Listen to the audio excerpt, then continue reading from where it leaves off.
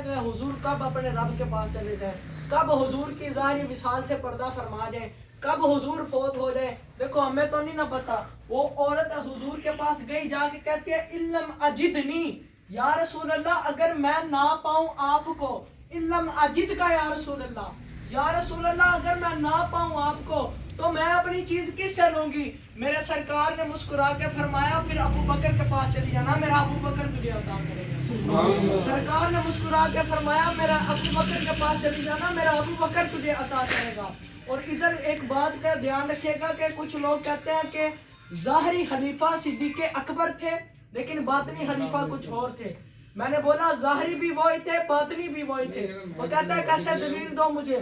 میں نے بولا دلیل یہ ہے کہ جب معراج کی رات جب سارے نبی مسجد اقصی میں جمع تھے، معراج کی رات جب سارے نبی مسجد اقصی میں جمع تھے، نبی تو سارے شانوں والے تھے، تب دیکھنا یہ تھا کہ سب سے زیادہ شانوں والا کون ہے.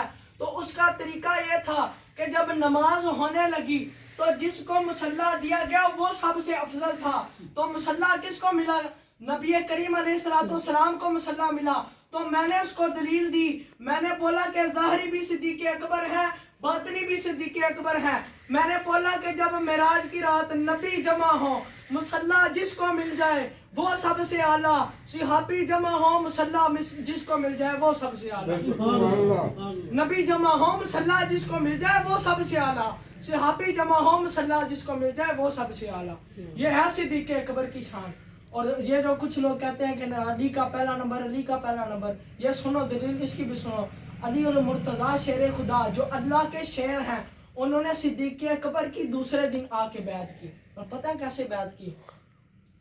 آپ کے دیکھیں بیعت کرنے کا انداز دیکھیں. حضرت مولا علی رضی اللہ تعالیٰ عنہ سے صدیق اکبر فرماتے ہیں کہ یہ لوگ سارے یا جتنے بھی صحابہ اکرام ہیں یہ سارے مجھے خلیفہ بنانے پہ تلے ہوئے ہیں.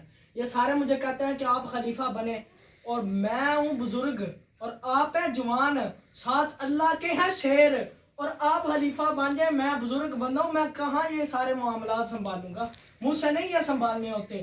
اور حضرت علی المرتضیٰ کھڑے ہو کے فرماتے ہیں کہ یہ مجھے بات تو بتائیں کہ یہ سارے صحابہ کیوں چاہتے ہیں کہ آپ خلیفہ بنیں.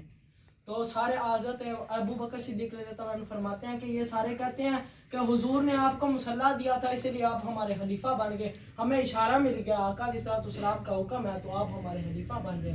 تو علی المرتضیٰ شیر خدا کرم اللہ وجہہ کریم فرماتے ہیں کہ ان کی بات تو پھر صحیح ہے نا، حضور نے تو آپ کو مصلی دیا تھا نا. صدیق اکبر فرماتے ہیں پھر ادھر ہم دونوں ایک آپس میں بانٹ لیتے ہیں کہ حضور نے مجھے مصلی دیا تھا اور یہ نمازیں اور عید جمعے والا کام میں کر لیتا ہوں، اور یہ جو دنیا کی حکومت ہے نا یہ تم چلا لو، یہ جو دنیا کی حکومت ہے یہ تم چلا لو، اور نمازیں اور عید جمعے والا کام میں کر لیتا ہوں. مولا علی نے پتہ کیا فرمایا؟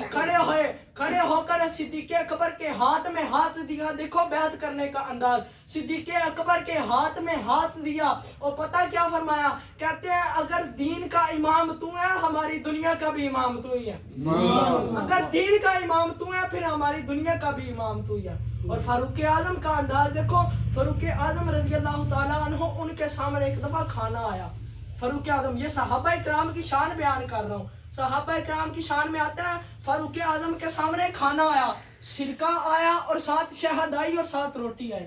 وہ زاروں کی طرح رونے لگ پڑے. فاروق اعظم زاروں کی طرح رونے لگ پڑے. لوگوں نے وجہ پوچھی کہ آپ روئے کیوں ہیں؟ وہ فرماتے ہیں سرکہ الگ سالن ہے، شہد الگ سالن ہے. حضور نے سرکے سے الگ سالن بنا کے روٹی کھائی اور شہد الگ سالن بنا کے روٹی کھائی، اور میرے حضور نے ایک سالن کے ساتھ روٹی تناول فرمائی. اور ایک وقت تھا کہ ہم سوکھی روٹی کھاتے تھے، آج میرے پاس 2 سالن موجود ہے، میں نہیں کھاؤں گا یہ. فاروق اعظم بولتے ہیں میں نہیں کھاؤں گا یہ. اور دیکھو صحابہ اکرام کی شان میں دیکھو کہ حضرت عثمان غنی کے پاس جب بھی مال آتا، ان کے پاس مال آیا انہوں نے کنواں خرید دیا، مال آیا انہوں نے فتح مکہ پہ دے دیا، مال آیا غزوہ تبوک میں دے دیا، مال آیا انہوں نے مسجد بنا دی. وہ اندازہ کرو کیا جو سارا مال نبی کی بارگاہ میں دینے والے ہیں وہ کیا تیرا مال کھائیں گے؟ صدیق اکبر کے مال پہ تو آقا علیہ الصلوۃ والسلام نے ناز کیا ہے. آقا علیہ الصلوۃ والسلام فرماتے ہیں ما نفعنی مال احد قط ما نفعنی مال ابی بکر. جتنا نفع مجھے ابو بکر کے مال نے دیا اتنا نفع مجھے کسی کے مال نے نہیں دیا.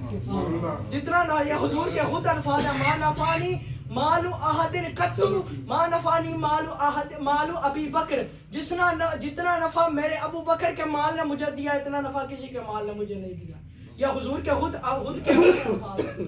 اور 80 کی دہائی میں جب سارے یہودی بنی اسرائیل میں اکٹھے ہوئے نا تو بنی اسرائیل کے سارے اکٹھے ہوئے تو وہ جو چھوٹے تھے یہودی وہ سارے اپنے بڑوں سے کہنے لگے کہ ہم نے دیکھو ہم نے پیسوں سے مسلمانوں کو خریدا, مسلمانوں میں فتنہ و فساد ڈالا, لیکن ایک بات کی سمجھ نہیں آتی کہ یہ جو ان کی کتاب ہے نا قرآن پاک, ان کی کتاب کون سی؟ قرآن پاک.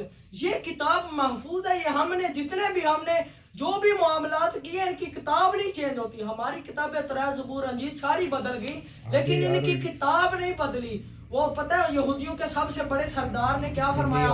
جو اس نے بات کی تیرا کلیجہ چیر کے باہر لے آئے گی. اس نے بولا کہ اگر اللہ تعالیٰ نے سارے نبیوں کو ہر چیز عطا کی ہے, صرف